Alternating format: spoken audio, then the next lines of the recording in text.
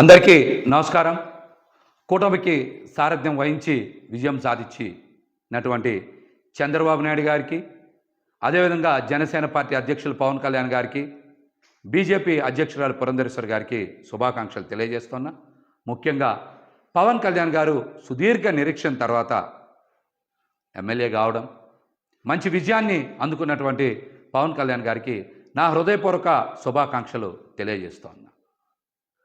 అదేవిధంగా గత 2 రోజుల నుంచి చూస్తూ ఉన్నాం, జగన్మోహన్ రెడ్డి గారిని ప్రజలు ఆదరించలేదు. అందుకనే ఆయనకి ఓటమి వచ్చింది. కేవలం 11 స్థానాలకే పరిమితం అయ్యారు. భారీ మెజార్టీలు కూటమి అభ్యర్థులకి వచ్చాయని చాలామంది 40% ఓట్లు వచ్చినాయి.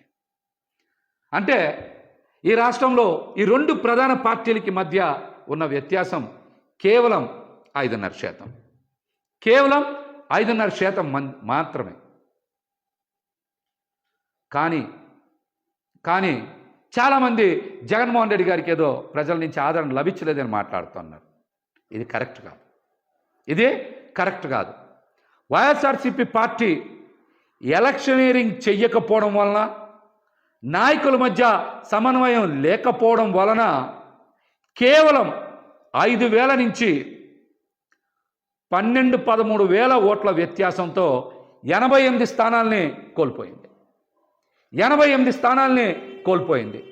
5,000 నుంచి 12-13,000 ఓట్లు కనుక 88 నియోజకవర్గాల్లో సాధించుంటే ఖచ్చితంగా 88కి 11 కలుపుకొని 99 అంటే 100 నియోజకవర్గాలు గెలుచుకొని జగన్మోహన్ రెడ్డి గారు మళ్ళీ ముఖ్యమంత్రి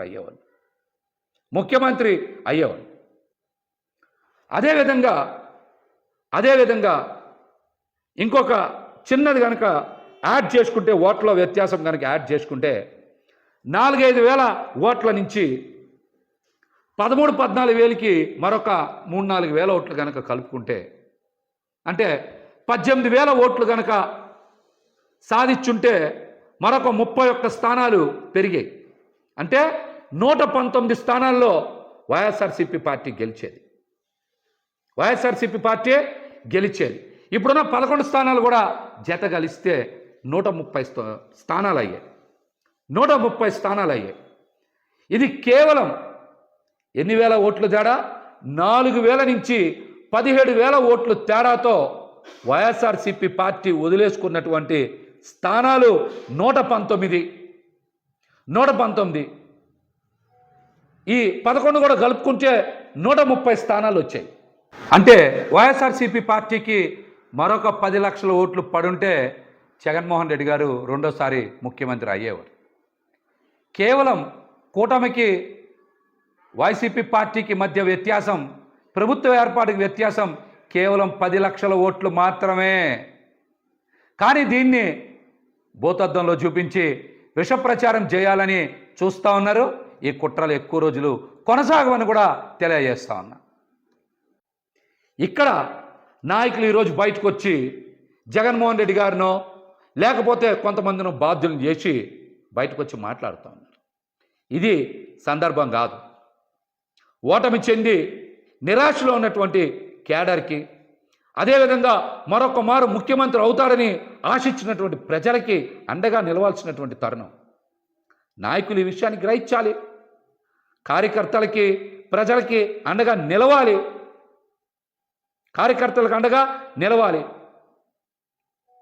అద్భుతమైన ప్రచారం చేసి అన్ని వనరులు సమకూర్చిన తర్వాత కూడా ఓటమికి కారణం నాయకుల మధ్య సమన్వయం లేకపోవడం. రెండోది, ఖచ్చితంగా ఎలక్షనీరింగ్ చేయడంలో పార్టీ కొంత వెనకబడింది అనేటువంటి అంశం నాకైతే స్పష్టంగా కనబడుతుంది. ఇది నా వ్యక్తిగత అభిప్రాయం. ఎందుకు చెప్తున్నానంటే, గత 2 రోజుల నుంచి 90,000 మెజార్టీలు వచ్చినాయి, సూపర్ మెజార్టీలు వచ్చినాయి, చరిత్రలో కనీవిని ఎరగని మెజార్టీలు వచ్చినాయి అంటున్నారు. 80,000 నుంచి 90,000 మెజార్టీ వచ్చింది ముగ్గురికే కదా. 50,000 నుంచి 80,000 లోపు మెజార్టీలు మొత్తం వచ్చింది 27-28 కదా. అంతే కదా వచ్చినాయి. మిగతా అన్ని చోట్ల కూడా జగన్మోహన్ రెడ్డి గారికి అద్భుతంగా ప్రజలు ఆదరించారు.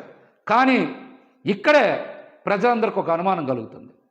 మేమందరం కూడా జగన్మోహన్ రెడ్డి గారికి ఫ్యాన్ గుర్తు మీద ఓటేశాం, కూటమికి ఇంత విజయం ఎలా లభించింది అనేటువంటి అనుమానం ఈరోజు ప్రతి ఒక్కరు చర్చ చేస్తున్నారు రాష్ట్రంలో. ఈవీఎంలు ట్యాంపర్ అయినాయా, లేకపోతే కౌంటింగ్లో ఏమైనా పొరపాట్లు జరిగినాయా? ఫలితాలకు ముందు నుంచే వైఎస్ఆర్సీపీ పార్టీ నాయకులు పెద్దలు చాలామంది కోర్టులకు వెళ్ళారు, పొరపాట్లు జరుగుతాయని చెప్పారు. అవేమీ పరిగణలోకి తీసుకోకుండా ఈ రోజున ఫలితాలు బయటకు వచ్చినాయి. ఈ ఫలితాల మీద ప్రజలకు అనుమానం ఉంది. ఈవీఎంలు ట్యాంపరింగ్ జరిగాయేమనేటువంటి అనుమానం ప్రజల మధ్య విస్తృతంగా చర్చ జరుగుతుంది. కొన్ని చోట్ల మనం చూసాం, ఒక్కొక్క ఈవీఎం మిషన్లు లెక్క పెట్టలేదంటే ఇందాక నేను చెప్పే కదా, 4-5 చోట్ల 4-5 ఈవీఎం మిషన్ కనుక సరిగ్గా లెక్కింపు చేయకపోతే 4,000 ఓట్లు 5,000 ఓట్లు పోతే దగ్గర 19 స్థానాలు పోతాయి.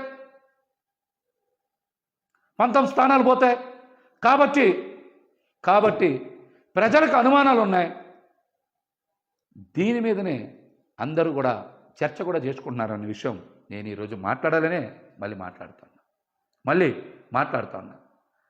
జగన్మోహన్ రెడ్డి గారు పేద సామాన్య వర్గాలు ఖచ్చితంగా వారి జీవన ప్రమాణాలు పెరగాలని దేశ చరిత్రలో ఎవరు ప్రవేశపెట్టినటువంటి కొత్త పథకాలు ప్రవేశపెట్టారు. 5 సంవత్సరాల పాటు సుదీర్ఘకాలం పాటు వాటిని అమలు చేశారు. ప్రతి ఒక్కరూ వాటి వల్ల లబ్ధి పొందారు.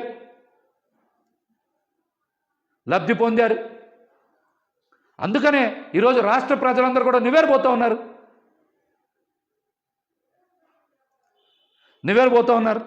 ఒక్క జగన్మోహన్ రెడ్డి గారిని ఎదుర్కోవడానికి 6 పార్టీలు పోటీ చేసినాయని ప్రజలందరూ కూడా చర్చ చేసుకుంటున్నారు. కూటమి ఏమన్నా శాశ్వతమా? 2014లో కలిశారు, 2019లో విడిపోయారు, 2024లో కలిశారు. 2029లో ఈ కూటమి ఉంటుందని ఏమైనా గ్యారెంటీ ఉందా? అవసరాలు బట్టి, అప్పుడున్న పరిస్థితులను బట్టి కలుస్తారు, విడిపోతారు. ఈ కూటమి ఏమైనా గ్యారెంటీనా? చెప్పమనండి. చాలామంది కూటమి కట్టినోళ్ళు కత్తులు దూసి విడిపోయి విడివిడిగా పోటీ చేసిన సందర్భాలు చరిత్రలో చాలా ఉన్నాయి. అవన్నీ కూడా మనం గుర్తుపెట్టుకోవాలి. కూటమి పాలన ప్రజారంజకంగా ఉంటుందా, లేకపోతే పెట్టుబడిదారులకు మాత్రమే అనుకూలంగా ఉంటుందా, ఎవరికి అనుకూలంగా ఉంటుందనేది ఈ రాష్ట్ర ప్రజలందరూ కూడా చాలా తొందరగా తెలుసుకుంటారు.